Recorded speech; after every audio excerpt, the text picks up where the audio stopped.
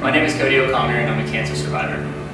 At age 14, I was diagnosed with Ewing sarcoma, which affects roughly 500 children a year. My battle consisted of 54 days of chemotherapy, 25 days of radiation, and 6 surgeries.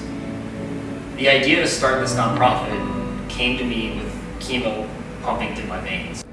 It was in that hospital bed that I kept thinking about my siblings and how my illness was impacting their lives. Before cancer, I was a year-round athlete.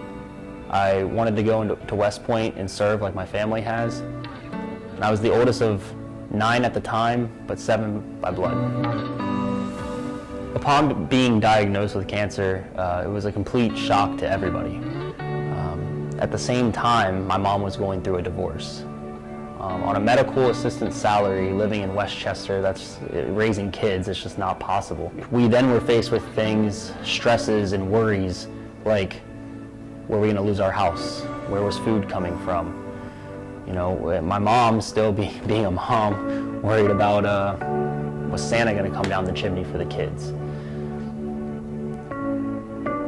We were very blessed with our support group because our struggles only lasted a couple months when one of the Lakota schools donated all of the Christmas presents that year. Our church that we belonged to, St. Michael's, donated meals Monday, Wednesday, and Friday, which lasted for about 30 weeks. And my grandparents ended up taking us in. The stress that immediately came off of my mom, you can't even put into words.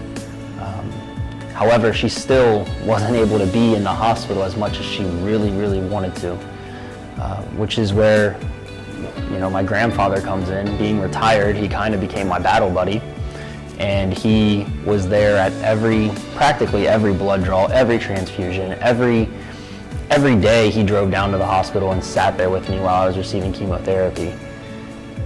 Not every child is this lucky. Not every child is lucky to have the large support group that I did. Some children are sitting there by themselves, completely by themselves, because their parents can't physically take off work.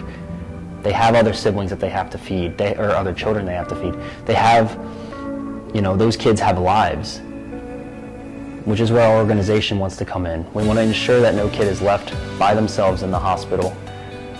We also want to take off of the stress from the family so that they can sit there and be together as a complete unit, and so that those kids, the other siblings, aren't forgotten, so that everybody as a whole is together.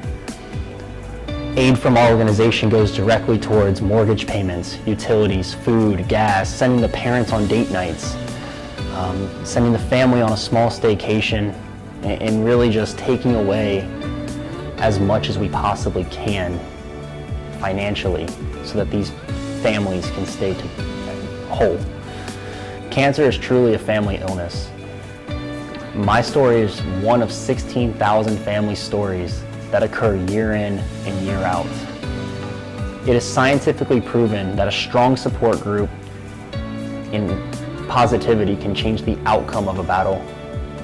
Our goal with Champions to Overcome is to change that outcome.